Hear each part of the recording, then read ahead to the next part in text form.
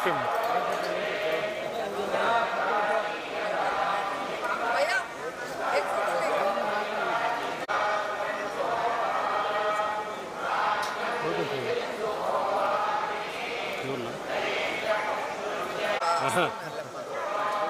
భయపడతారే మీరు తమ్ముని భయపెట్టిచ్చేస్తున్నాను. తీసుకోవాలి ఇక్కడ మీరు అడుగుతారు మళ్ళీ నన్నే తెచ్చిస్తారు.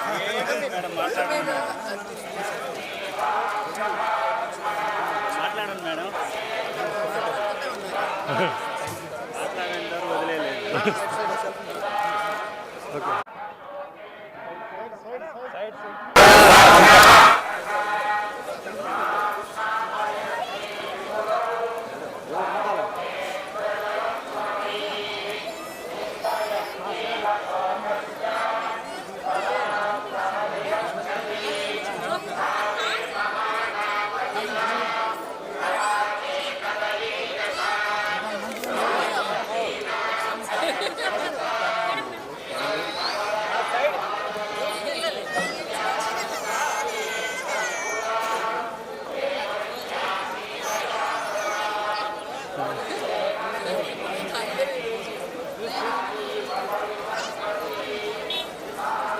నీళ్ళ పెట్టండి,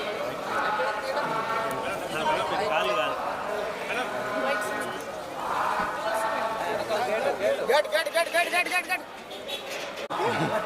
దొరికాను కదా ఏదో కాంట్రాక్ట్ చేయాలని ఉంటుంది. మాట్లాడుతుందా లేదా? నేను కాదు.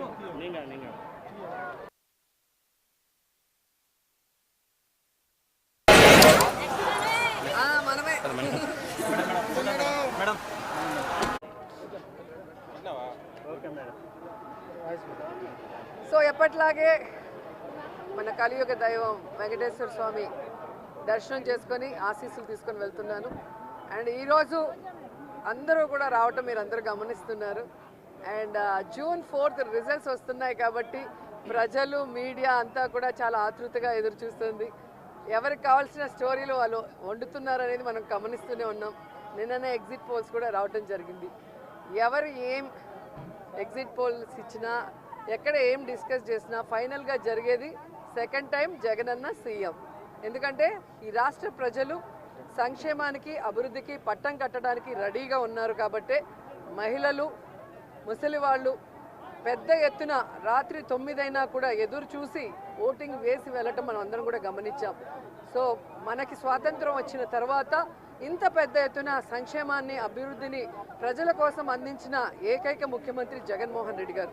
రాష్ట్రం విడిపోయి నష్టాల్లో కష్టాల్లో ఉన్నా కూడా ప్రభుత్వ బాధ్యతగా ప్రజలకి మంచి చేయాలి, రాష్ట్రాన్ని అభివృద్ధి వైపుకు నడిపించాలి అని చిత్తశుద్ధితో పారదర్శక పరిపాలన అందించారు. కాబట్టి ఈరోజు మేమంతా కూడా చాలా కాన్ఫిడెంట్గా ఉన్నామన్న విషయాన్ని మీ అందరికీ తెలియజేసుకుంటున్నాం.